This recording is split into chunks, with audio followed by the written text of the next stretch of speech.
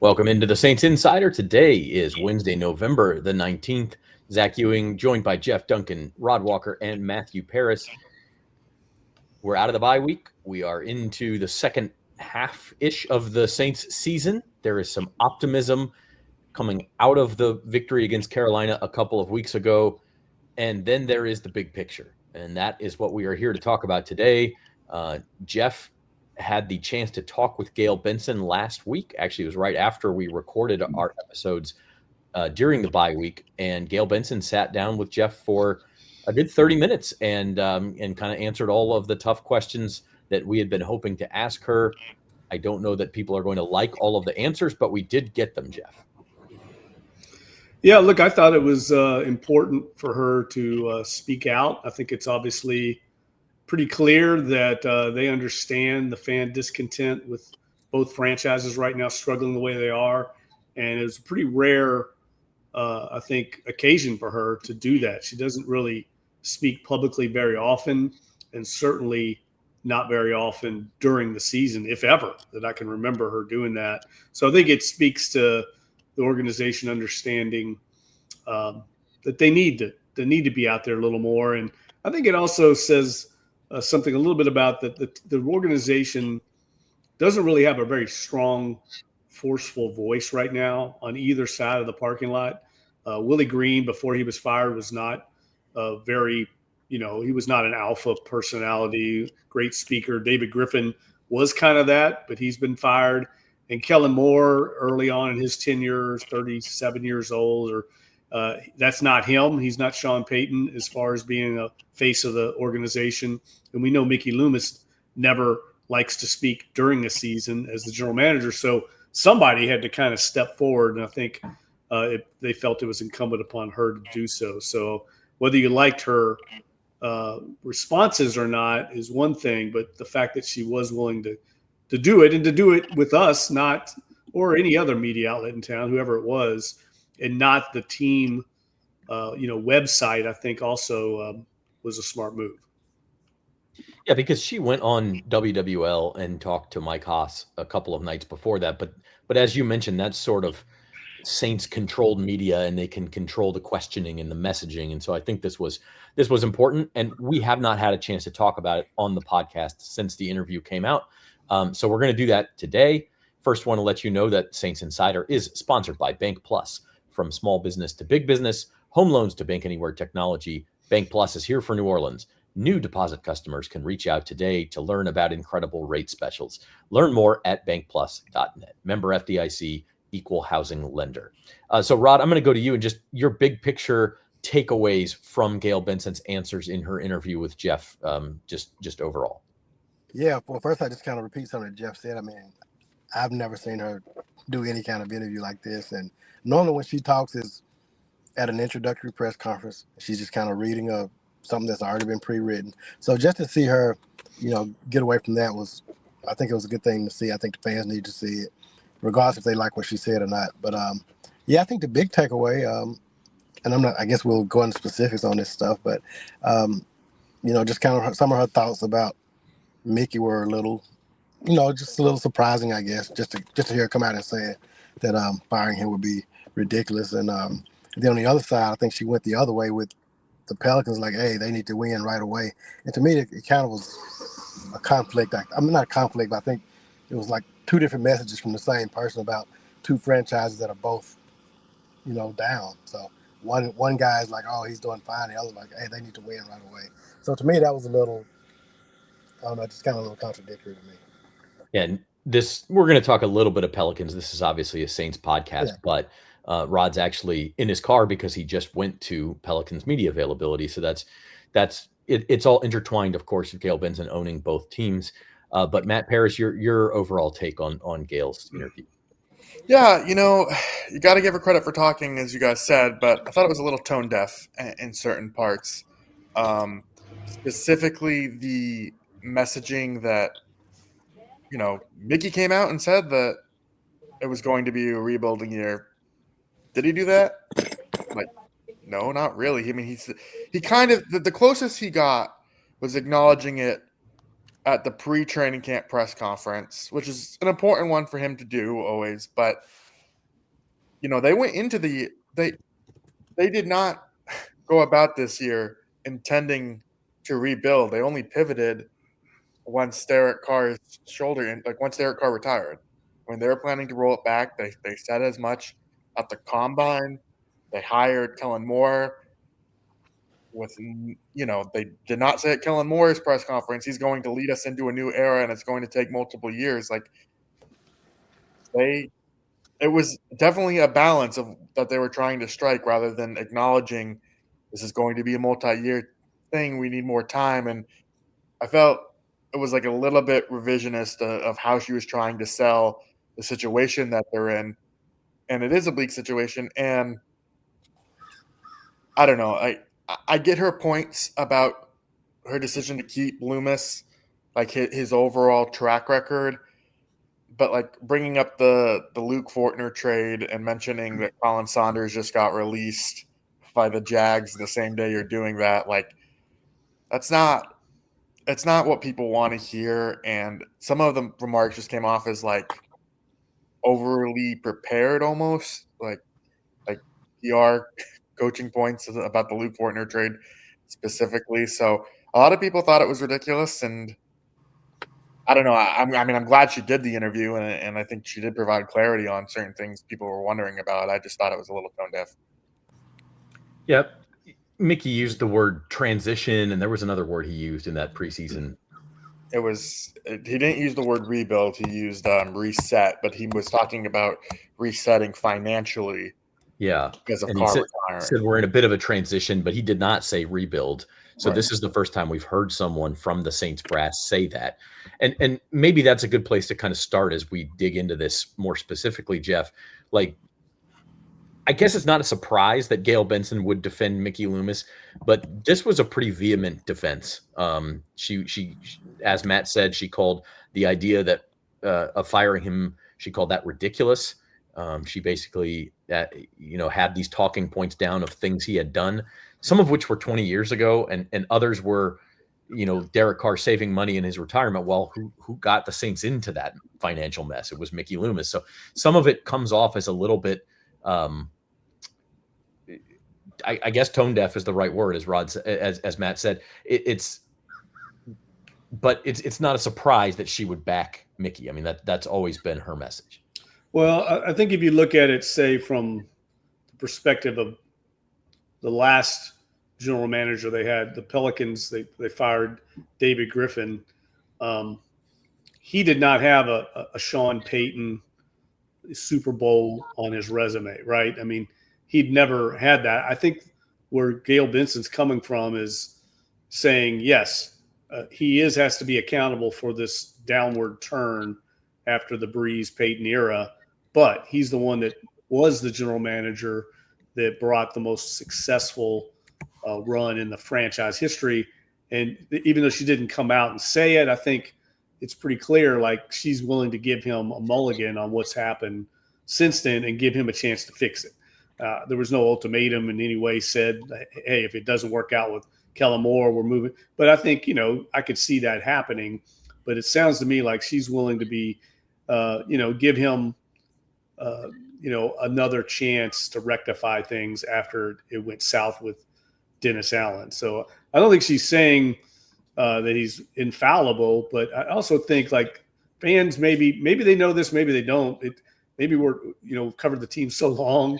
I forget what people know and don't know, but it is a unique situation in a lot of ways with the Saints. I mean, they're very much kind of a mom and pop organization of the NFL. I mean, it's almost like a family run business that's not necessarily everybody family. They're not all in the Benson family. It's just Gayle and Tom for years. But the management team has been intact for 2 decades. That's unique in the NFL. That's just not normal. And almost all the managers and executives are from New Orleans. They've all known each other for decades. They know their families. So it very much is kind of like I always make the bad analogy. They're like the Dorniaks of the NFL. They're this locally owned, kind of locally run operation trying to compete against these Goliaths in these other markets, the Publixes of the NFL, if you will. So, that's very cozy and insular for better or worse. That's just the way it is. And they often compare themselves to the Pittsburgh Steelers in that way, which is a very similar type of front office structure. You know, the Rooney family has run that organization for decades. The difference is, and Rod and I have talked about this because Rod follows the Steelers, is they don't have 6 Lombardi trophies the way the Steelers do. And I think it's now 20-something straight years of non-losing seasons. They're not really the Steelers, but they like to believe they are. And I think there's a little delusional, perspective there from their point of view. The front office and ownership likes to think that they are a model of small market teams. And I think they were for a long period of time during the Peyton Breeze era, but that's over. And it's certainly not playing out that way now. Right. It also just doesn't have to be that way. Like you can pivot. You don't have to keep Mickey Loomis just because. I mean, even, this is venturing into Pelicans talk, but they ended up firing Willie Green. But the line of, Joe Dumars has known Willie Green since he was a kid. Like, what does that do? Like that just seems like it's, you're favoring buddy relationships over the results, and it ultimately didn't. They ultimately did move on from Willie Green, but just the messaging, I think, is not the finest here. It's not. I don't know what you could say in a situation like this, but it makes it seem like it's a little bit aloof. It makes it seem like they are favoring friendships over trying to get the best results possible, and that's not great. I can see how that would come across, and I think you're exactly right. But I think it has less to do with friendships than it does they value stability. I think when I talk about the Steelers, that's one of the things they point to. They've had 3 head coaches in 70 years or something like that. They're when you talk to people with the Saints at the highest levels, they often talk about the organizations that they see as dysfunctional, and they don't say this by name, but let's just use the Carolina Panthers as an example of constant turnover, constant new coaches, constant new general managers, and it really hasn't gotten them anywhere either. So I think there's a happy medium there, but they err on the side of stability in the Steelers because they think that's going to ultimately be more successful path than, say, the constant turnover at these other places. I'm not saying they're right. I'm just saying that's the way they look at it. I think the fact that they got that one Lombardi trophy that they're kind of holding on to, and I think that they feel like they can kind of just keep using that as like we got it, we won before, so I think that plays into it. Like if they didn't win the Super Bowl that year and they were still like trying to get there, I think maybe they would have had some different thoughts. But the fact that they did win one for a franchise that struggled so long, I think that kind of gives them some hope that maybe we can get back there. It's kind of their trump card over the Panthers and Falcons, right? You know, we know how to do it because we did it once. And I mean, we're getting up close to 2 decades removed from that. So it's interesting because Gayle did sort of go put herself above Mickey in firing Dennis Allen, at least according to everything that we've heard, that was more her decision. Mickey wanted to keep DA, and Gayle came in and said, no, I've had enough, and fired him. This needs to happen. What would it take, do you think, for that to happen with Gayle Benson and Mickey himself? Because I think that's what fans really want to know is like, well, if this isn't bad enough, if cratering out to 5-12 and now a 2-8 start to this season and doesn't look like it's going to be any better than 5-12 again, what would it take? Do you think there is a point where Gayle would say it's time to move on? I think an empty dome would probably be the one thing that would make her say, wow, this is not what New Orleans Saints football is supposed to be. And, if she saw weeks and weeks of that, maybe she has to make a move. But outside of that, I mean, I don't know. And that might not be enough, but I think that might be the one thing I feel like can move the needle a little bit for her. Yeah, and I would say this. I mean, people need to understand how the operation is run out there. It's almost everything that's done is done in a very collaborative, the highest levels of the organization. There's an executive team, like I mentioned. The main players, obviously, are Dennis Lauscher, the president, Greg Bensel, the vice president of communications, Ben Hales, vice president marketing. These are the key players at the highest level. You see them a lot of games together. They're an executive team. And so I don't think Gayle Benson came in. I don't know this, but I don't think she said, no, we're firing Dennis Allen. I think all of them sat and decided as a group that was the best decision. I don't think it was a Gayle Benson. I don't think that's how it will work. And the difference with Mickey Loomis and Dennis Allen is Mickey Loomis has been there a lot longer, has built up a lot more collateral and capital, and is much more embedded into the hierarchy. We've mentioned it before. He's involved with deciding the future of the organizations. So I would be shocked if he ever were fired. I think more than likely there'd be a conversation of, hey, let's do maybe something different.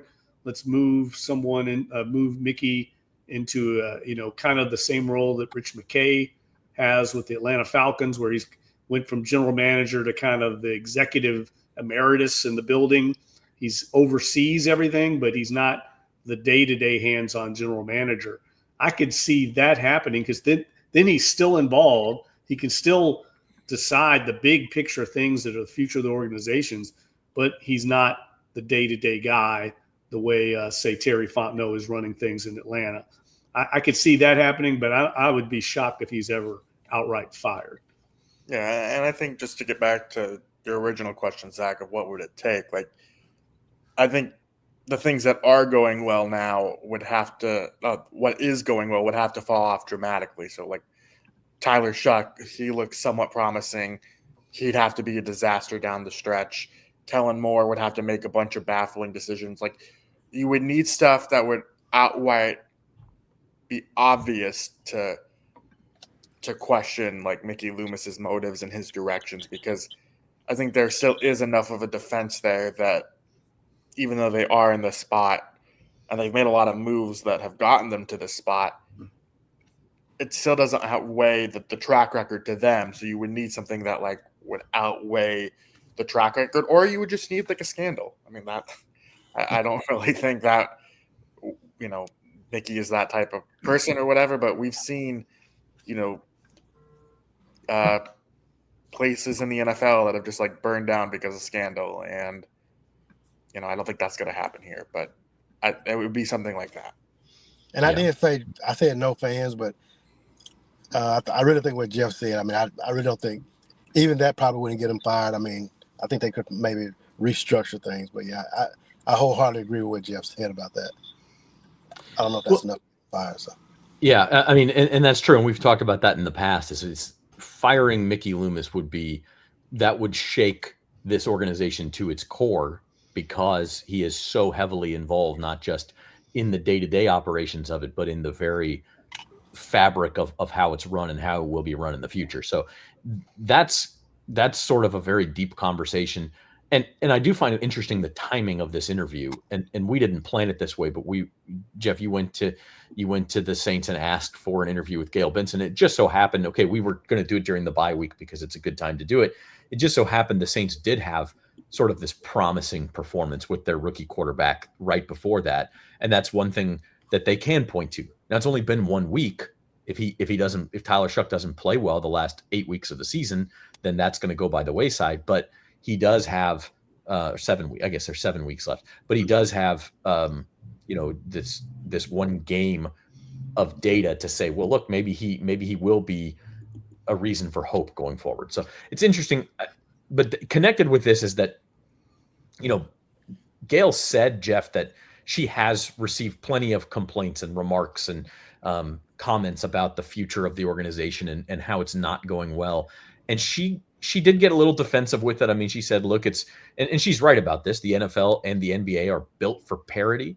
They're built so that a team can't sustain success for the long haul.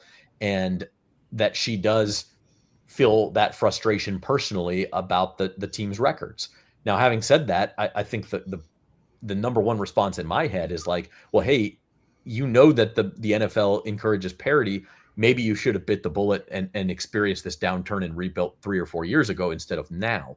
But she is right about that. I guess the question would be, are they on the right path to get out of it? Well, yeah, look, I mean, the way I think it was pretty clear in that Q&A, she hires the people that run the football and basketball operations. She leaves them alone for the most part. So, that's, you could find fault with that, but a lot of people see that as a strength of the organization, and that she doesn't meddle. You could make an argument that is much better than a meddling owner that's constantly changing things and getting granular in the decision making. But when things aren't going well, you almost need some level of involvement. And I think she's basically ceded the football operations to Mickey Loomis and trusts him.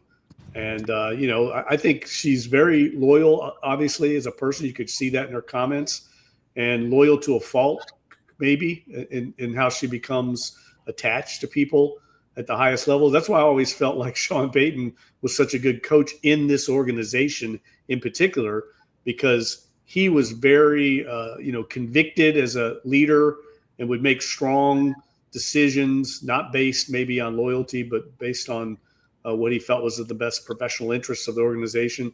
And I'm not sure they have that in the building now. And I felt like that all along when they lost Peyton. I think I even wrote a column saying they need to find another strong leader as opposed to just a strong coach, because I think uniquely to this organization, there's a little bit of a void at the highest levels of that.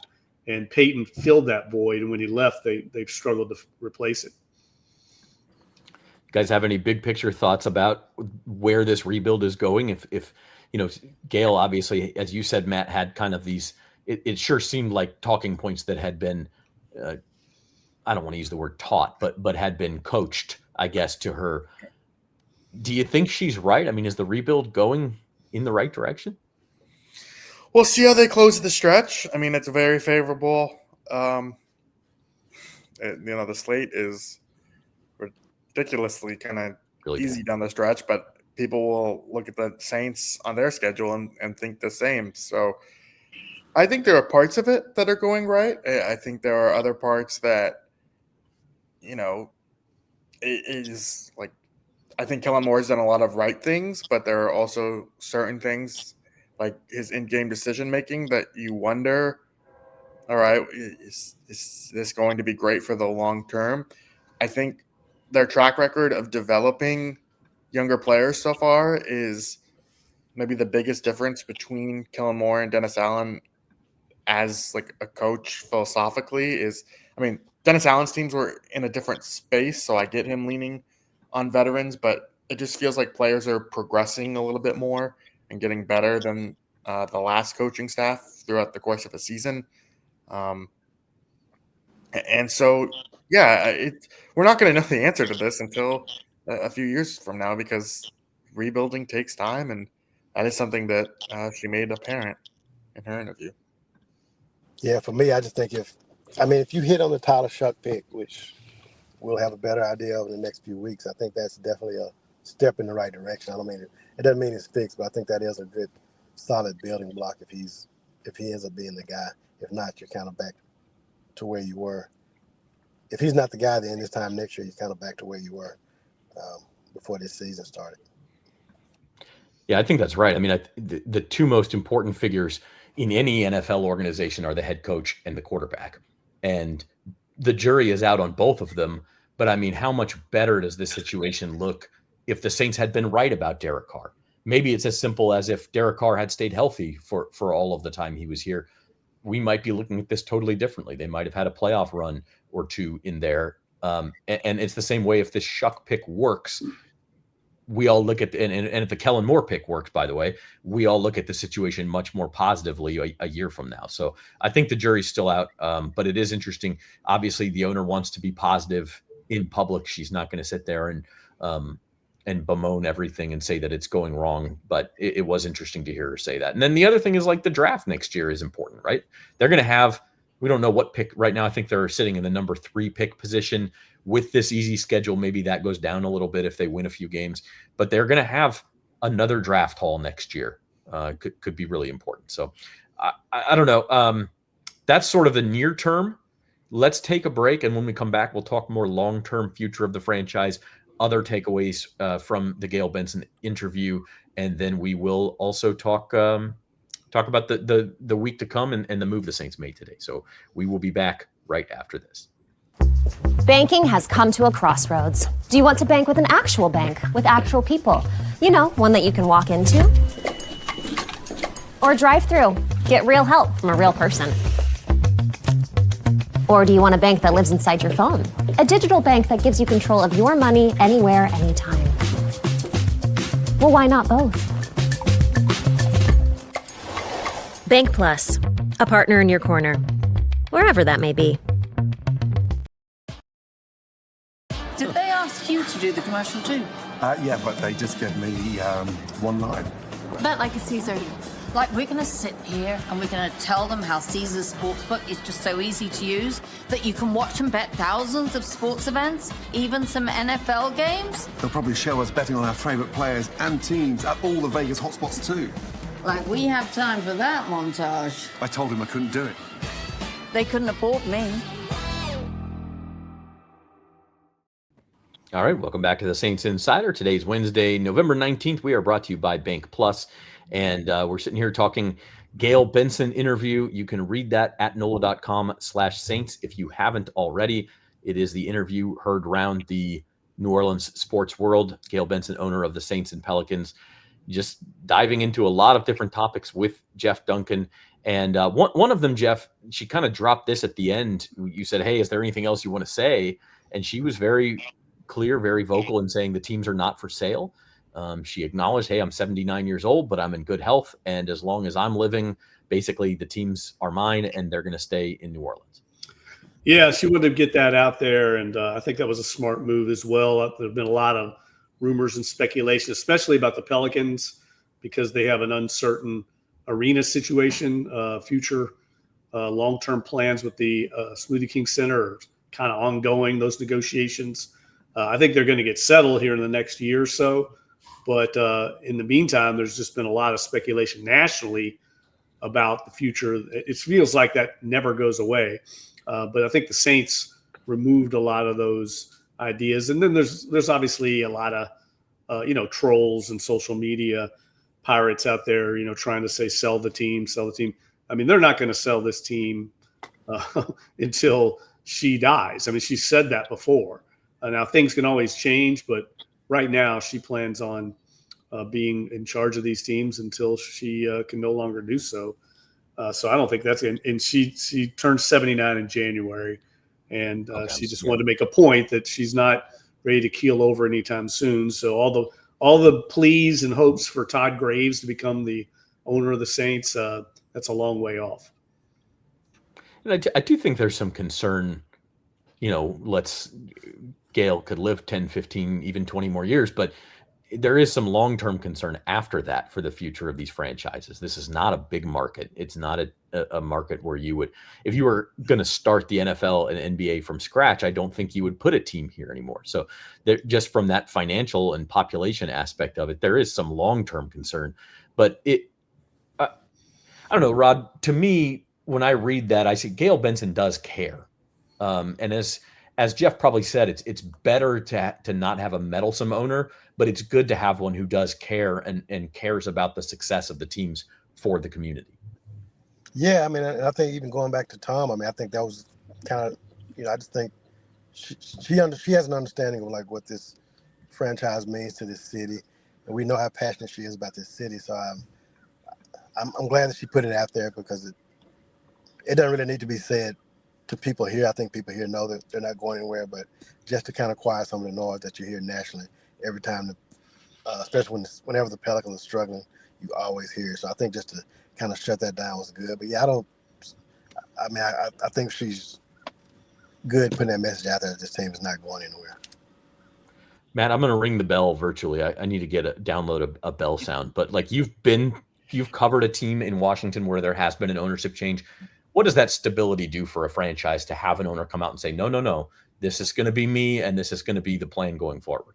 Well, Dan Snyder would say the same things. Like when he would talk, he said that he would never change the name. But again, that took scandal. That took like just unprecedented levels of like right place, right time for that to say. I mean, if you'd ask Snyder, he said his like minority owners forced him out, and so it just takes like a wild series of events, and I just don't think that's going to happen here.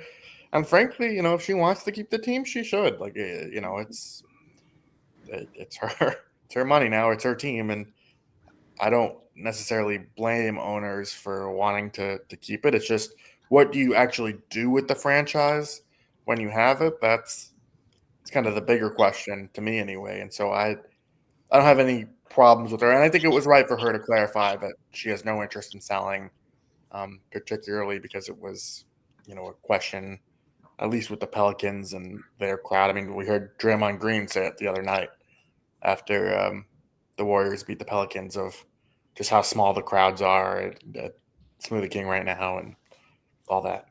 Yeah, NBA needs to take a look, that sort of thing. Don't hear that yet with the Saints, and I don't know that you will, just because the fan base is pretty well known for being passionate when the team is there to back that up. So we'll see. I think Gayle Benson's a good owner. Would you guys agree with that? Like, if you're a sports fan, you want an owner like Gayle Benson. She's not the wealthiest owner in the league by any stretch, but she is willing to do the things. Like, she does care about the team. I mean, would you agree with this blanket statement? Gayle Benson is a good owner. What sport are we talking? We'll stick with the Saints. Okay, then yes.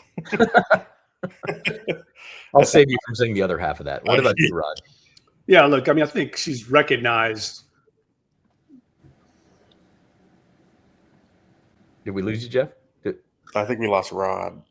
Oh, no, I'm still here. Oh, yeah, we lost Rod.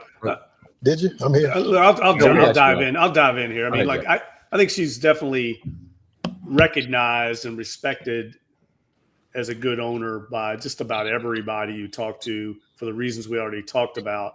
I do think, when you're in the middle of a kind of a crisis, the way the organizations are, you do have to be, she's leaning heavily on her top lieutenants in the organization, and it's upon them to come forward. I mean, she's not running the day-to-day operation, and a lot of owners aren't, frankly. She's relying, it's no different than any other business. When you're the CEO, ultimately, she has to trust the people she hires to do that. But I think, in this situation, her loyalty sometimes can be a fault of hers, a blind spot. And there are worse things to have an owner than that. But, look, no owner, I think, is perfect. And she's probably learning as much in the middle of this crisis. This is what I like to call it, a crisis, because both teams are terrible. This is really the first time she's ever had to deal with both teams this way at the same time at this level. She had like a long run, if you think about it, where the Saints were extremely successful, the most successful they've ever been. So this is a little bit of probably a learning experience for her too. So when you say good owner, are we talking A, B? I mean, I guess I'm just thinking, if you're a fan, are you happy with the ownership situation of the Saints? Oh, that's a different question. I don't. that's no. That's kind of why I asked that question, though. I mean, I'm probably gonna put her in that C range at tops, just because of. I mean, to me, like, just some of the things she said and how tone deaf it sounded. I mean, I think you lose points for that. I mean, that's kind of part of, just holding the people that are under you, your lieutenants, a little bit more accountable. I mean, I think that's kind of part of it. So, I mean, why did you say? No, go ahead. No, I think she's a great person and great for the city. But I mean, I think some of the ownership stuff is, I think it's a little questionable. Yeah, I mean, I think the stability that she provides her decision makers makes her a good owner, because it attracts people to the job. But yet, when it's not going well, like we saw candidates this past offseason not have any interest in New Orleans, or pull out of consideration because of kind of how their situation was. So I just think it's good. Like, she's a good owner in that she's patient, but she's not a good owner because she's maybe too patient. There's a fine line there. Yeah. And I'm probably holding some of the Pelican side against her more than the Saints side. And, Yeah. they hired Joe Dumars like in 2 days after Griffin got fired without going through a search. So, I mean, I'm looking more at both sides and not just the Saints side. Yeah, So, I mean, I think the Pelicans is a completely different. Well, and I think that's relevant. This is a Saints pod. But the way she runs the Pelicans is relevant because if it was all sunshine and rainbows, then it would be good on the other side too, and that's kind of a warning sign for what could happen to the Saints. And I'll just say this: I mean, they lean heavily on recommendations and input from both respective leagues. I know they have daily conversations with Adam Silver on the NBA side. I think Adam Silver had a big role in them hiring Joe Dumars, a big role. And the same thing went back, if you remember, this is before all's time, I think, here, when Randy Mueller got fired. I mean, he got fired 2 years into his tenure. After 2 years, he'd won the Executive of the Year his first year. That was shocking. Randy Mueller was seen as one of the bright young executives in the league, and they did the exact same thing. They hired Mickey Loomis within days. And a lot of people question that. The best person in the entire country in the most important role in your football operation just happened to be like 3 doors down from Randy Mueller. That was the question. There was really no search. Well, a lot of that input not only came from the league, but Tom Benson pretty much made that call on his own. So it's not uncommon for them to operate that way. All right, let's move into some of the final things that Gayle did say in this interview. I just want to mention them. Jeff, you briefly mentioned the negotiations to renovate or replace the Smoothie King Center. Gayle mentioned a one-on-one conversation with the governor in regards to that. So that's one thing. And then the other thing would be the Super Bowl. The Saints hope to get it back in the Superdome as early as 2031, which would obviously be a lot sooner than they did the previous time. Yeah, I think that's going to happen. Just from all indications I get, the Super Bowl is kind of like New Orleans to lose, is the way it's been phrased to me. I think they're just waiting for the right time. It sounds like her schedule and Governor Jeff Landry, who's also going to be heavily involved, his schedule is also very busy until the first of the year. I expect they'll go up there and meet with Goodell, kiss the ring, and I bet we end up probably at that league meeting she mentioned in May, hearing an announcement that New Orleans is going to get that game. I'll be surprised if it doesn't go that way. Anything else you guys, Rod or Matt, took away from this interview that we have not touched on? Don't think so. Let me pull it up here fast. For me, again, just kind of glad to see that she did it. I mean, she just hadn't done that ever, and so for her to actually do it I think it was good for her. Yeah, look, let me just make it clear. I know you alluded to it earlier, but the organization did not come to us. We went to the organization, letting them know we were doing a big picture story on the struggles of the two franchises and the fan discontent, and we were seeking an interview with Gayle Benson, formal interview, and Greg Bensel, Vice President of Communications, said he would get back to me on that. He asked if maybe they could do instead prepared statement along those lines, or maybe even submit questions. I said, no, we're not doing that. He asked then if they would send a statement, if that would work. And I said, look, we can do that, but it's going to be in the story, spelled out that she declined an interview request from the Times-Picayune. And he understood that. And he came back to me a little bit later that day and said, no, I've talked to her. She wants to talk. So it was not something that came to us. We went to them. And I think clearly they understood that something, she definitely understood that she needed to talk. And so I just wanted to make that clear. Yeah, no, that's a good note. And I think maybe it's a sign that she'll be more communicative with the public in the future, unless things do improve to such a degree that she can just sit and, and smile and wave at people at the games. But yeah, it is interesting. All right. The Saints do play a game on Sunday. They're back in action against the Atlanta Falcons. They're back at practice this afternoon. They did make a move Wednesday morning, releasing veteran receiver Brandon Cooks, Matt, and this decision they said it was a mutual decision. It allows Cooks to become a free agent, maybe hook on with a team headed to the playoffs. He's late in his career, and it allows the Saints to give their young receivers more time. Yeah, I mean, Cooks was pretty frustrated with his role here. I think he went about it as a total pro. He didn't really seem – he was, like, very polite in his media obligations and talked to them. Like, he understood kind of the business. But, I pulled up a quote from him. I talked to him right after the trade deadline about how they replaced Rashid Shaheed, and he said that he feels like he can still play at a high level, that he's been frustrating he's frustrated with the minimum opportunities. And I asked him, like, when you say minimum opportunities, do you mean like the ball just being thrown your way?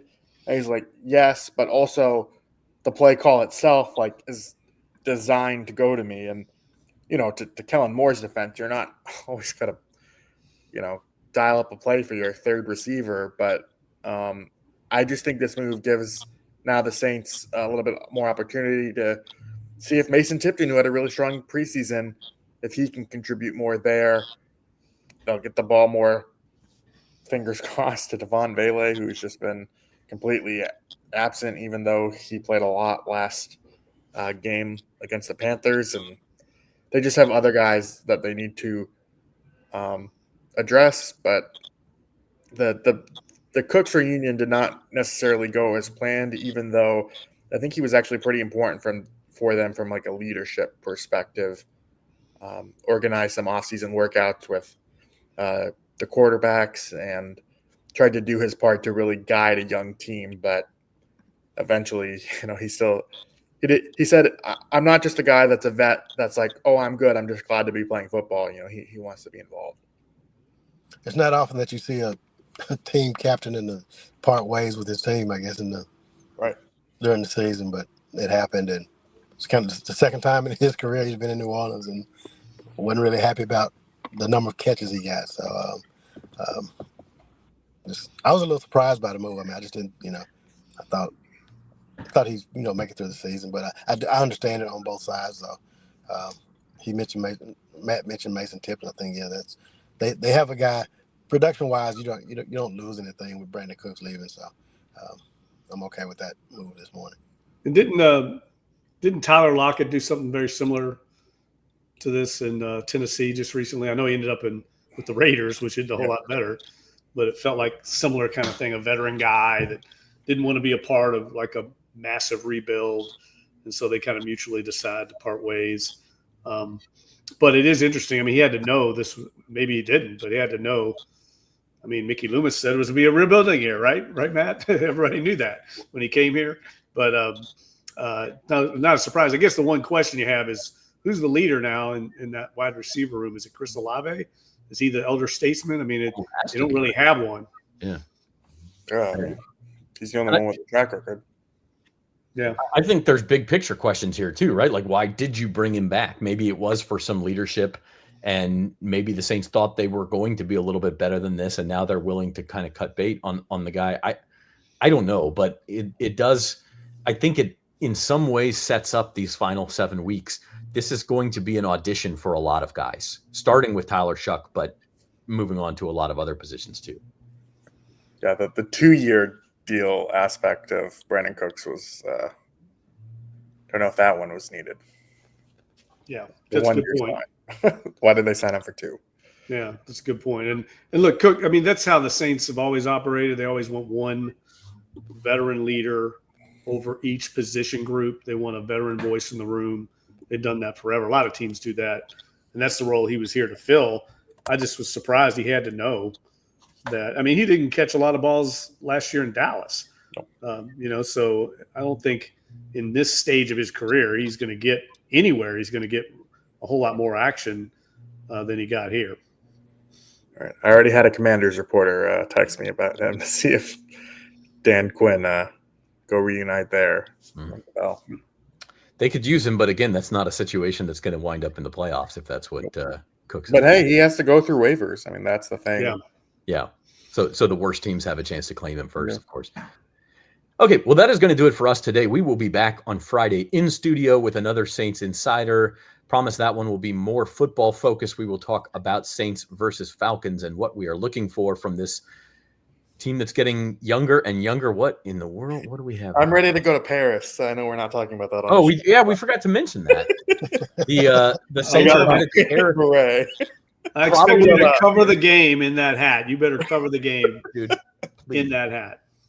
Matt's ready to go. Saints will be playing in Paris as soon as next year. I guess it could be 2027, but given the fact that they get the 9th home game next year, to me, it makes more sense that it would be next year, but we will see. Yeah, look, that's going to happen. I think the way I understand it is the NFL requires like certain standards to have a game. In a stadium, it's obvious. There's never been a game in the Stade de France in Paris, an NFL game there. So there's some things that they have to at the stadium that they have to guarantee to the NFL before they will announce a game there. This is very common when they do these international games, but they've never played a game in Paris. So this is all new for them in Paris, and they're trying to hammer out the stadium. And look, there's tenants that are already at that stadium, just like if, say, a Premier League soccer team tried to come in and play at the Superdome. I mean, the Saints have to kind of sign off on that, and they'd have to reconfigure the dome, playing surface to meet Premier League standards. The same thing is going on right now with the NFL in France. And I think that the expectation is it'll all get hammered out here in the next couple of weeks, and the league will announce it. If it doesn't get hammered out, the league has to move on because they want to get all these things.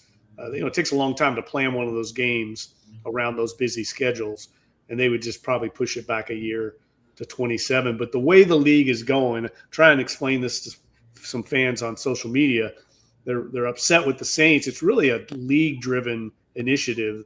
The league is looking to grow revenue. There's very few places they can grow beyond the TV contracts. So that's why you see them pushing more international games. That's a major source of revenue, as is adding that 18th game on the schedule. Those are the two main revenue drivers.